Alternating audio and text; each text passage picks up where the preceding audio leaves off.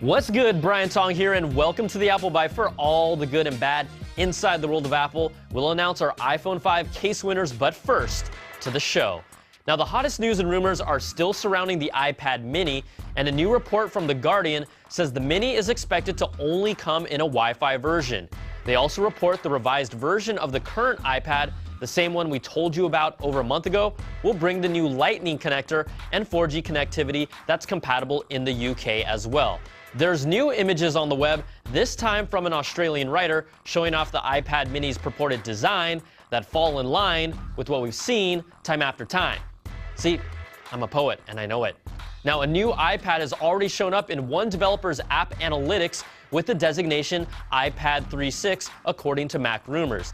It appears to be using the same A6 chip found in the iPhone 5 or a variation of it. It's believed to be the new updated full-size iPad instead of the mini, which has been seen in logs using a derivative of the iPad 2's A5 chip. Now, some outlets report that production challenges with components for the MaxiPad Mini will limit launch supplies of the device.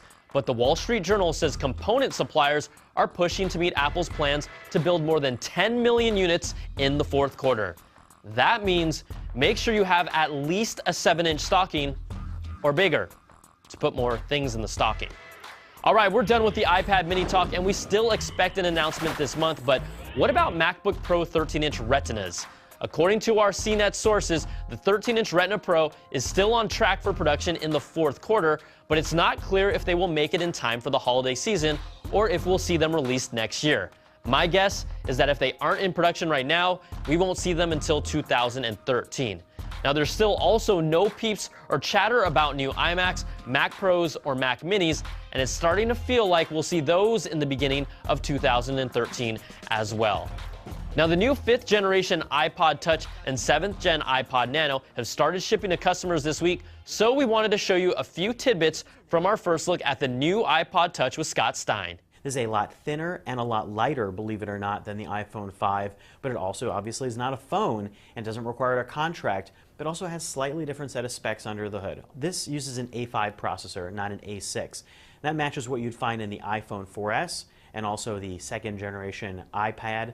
It's a dual-core processor. Now, it works with Siri, which is built into this finally, and all the iOS 6 apps work here. You can get Apple Maps with Flyover, and everything runs really smoothly.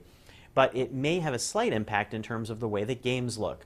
But that Retina display is going to be a killer app for video quality. The fact that you can look at it in 16:9 and be able to look at videos with less letterboxing and also play games that are potentially iPhone 5 compatible and be able to take advantage of all that stuff on the App Store, that's going to be a big appeal here. This is 1080p video, and it shoots it with image stabilization, which is a lot like what you find in the iPhone 5.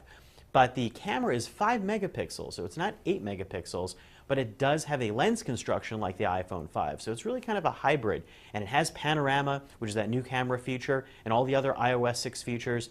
It has HDR, and this new iPod Touch is absolutely the best iPod that's been around, and it's a pretty cool device even outside of that. So there you have it. I'm Scott Stein, and that's a look at the new 5th generation iPod Touch from Apple. All right, that's a look at the iPod Touch. Let's take a look at some of the other wild stuff Apple is thinking of.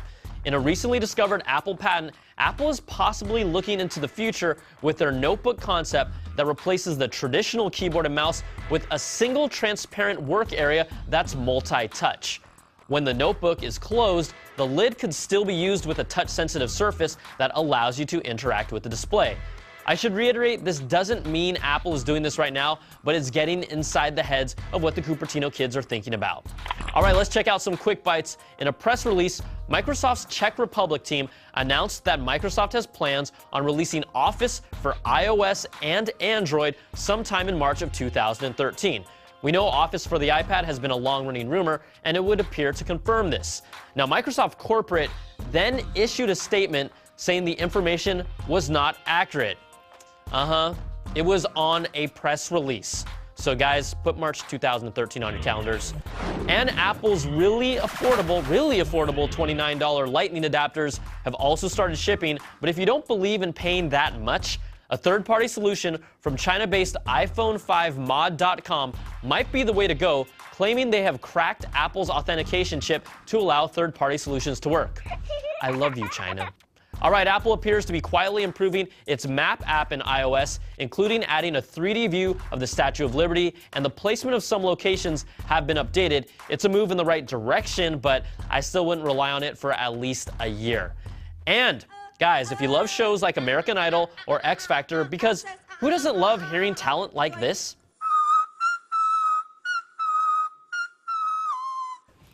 I do.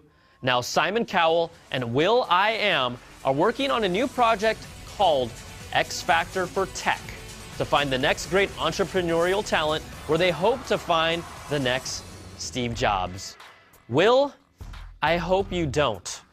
All right, let's announce the winners of our iPhone 5 giveaway. And I asked for 5 apps on my phone from a previous episode, and some of you tried to be outgoing and named more than 5. So you were instantly disqualified. And then some of you still want me to let you win because you're Asian. Well, congratulations go out to Dwayne Turner, Sarah Malik, Michael Jason, who has 2 first names, and then on Twitter, Fernando Gonzalez and Kevin Nguyen, who won because he is Asian. All right, guys, we'll be in touch and get those cases out to you. That's going to do it for this week's show.